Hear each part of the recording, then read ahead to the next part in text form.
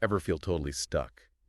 Like you're hitting a wall, but it's not even a real wall, more like something you can't quite put your finger on. Oh, absolutely. We've all been there. Well, today we're diving into a story that speaks to that feeling, straight from the book of Mark, chapter 9. Okay, so we're talking about Jesus healing the demon-possessed boy. The one and only. But we're going deeper than the surface level miracle, you know? We're going to unpack what this story says about faith and doubt, especially when it feels like something's holding us back. Sounds intriguing. Love a good parable with some practical application. Exactly. So picture this.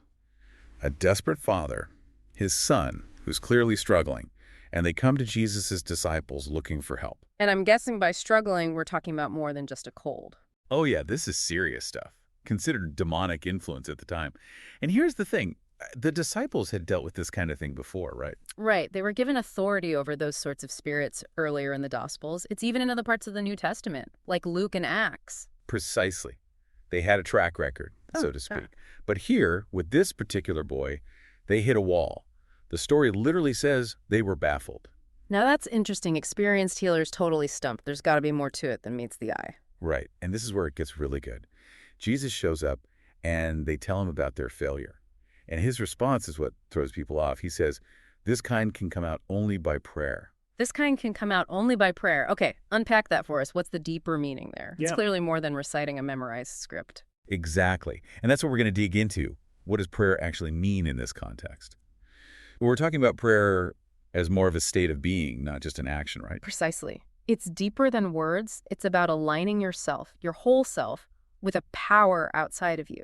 Recognizing you don't have all the answers, that you can't muscle your way through everything. It's funny you should say that, because I think we try to muscle our way through a lot of things in life, don't we?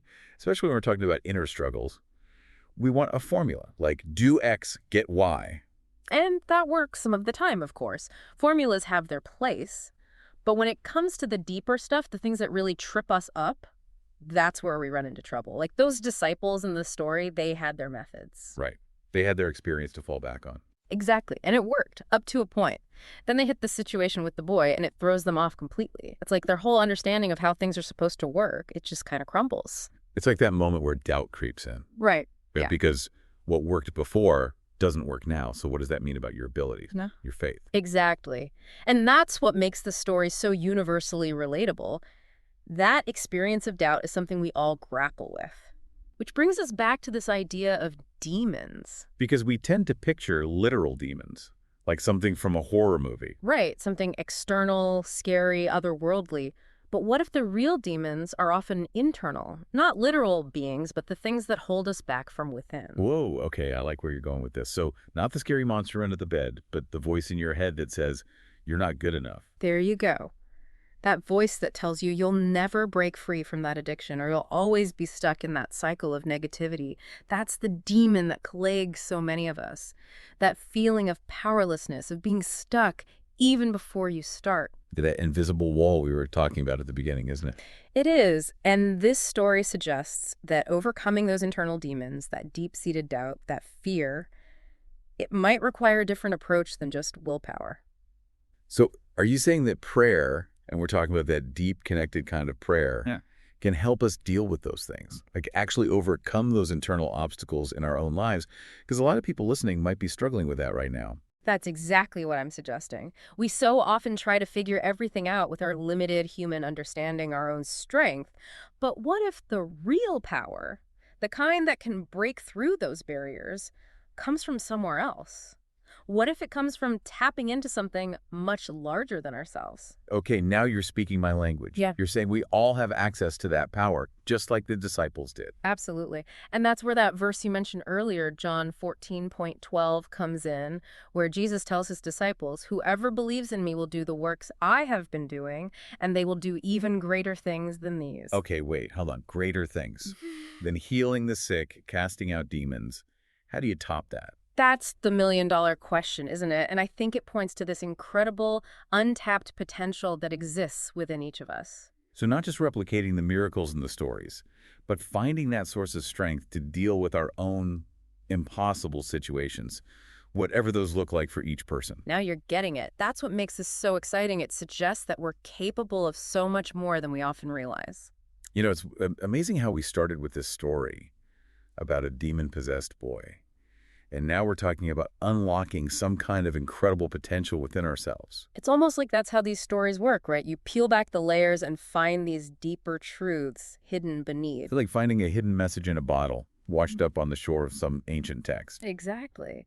And this message, this idea that connecting with something bigger than ourselves can unlock these incredible possibilities, well, that's a message that resonates across cultures and throughout history. It's a universal longing, isn't it? To tap into something beyond our limitations. But how do we actually do that? Where do we even begin? Well, the story gives us a clue. Remember those disciples? They were stuck. They couldn't heal the boy on their own. And it was only when they acknowledged their limitations, their need for help, that things shifted. You're talking about that moment when they go to Jesus and say, we couldn't do it. Exactly. Yeah. That admission, as tough as it might have been, that was the turning point. It was an act of surrender. Surrender. There's that word again. It's funny, surrender can sound like giving up, but the way you're describing it, it sounds more like opening up. Exactly. It's about surrendering to something bigger than ourselves, yes. But in that surrender, we open ourselves up to new possibilities, to a power and strength we couldn't access on our own. It's like that idea that sometimes you have to empty your cup before you can fill it with something new. I love that analogy because it speaks to this idea of letting go of our need to control everything, to have all the answers. It's about approaching life and our struggles with a sense of humility, a willingness to say, I need help. And isn't that what the father in the story does? He comes to Jesus with a mix of faith and doubt, saying, I believe, help my unbelief. Precisely. He acknowledges his need, his humanness, and in that moment of surrender, he opens himself and his son up to the possibility of healing. It's such a powerful reminder that we don't have to have it all figured out, that it's okay to ask for help, to lean into that power beyond ourselves, and to trust that even in our moments of deepest doubt, something incredible is still possible. Beautifully said. And that's really the heart of it, isn't it? This belief that even in the face of seemingly insurmountable challenges, there's a force, a power, a love that's greater than our fears, greater than our doubts. A power that can heal, that can transform, that can help us unlock those greater things within ourselves. Absolutely. And to our listener out there, don't ever forget that.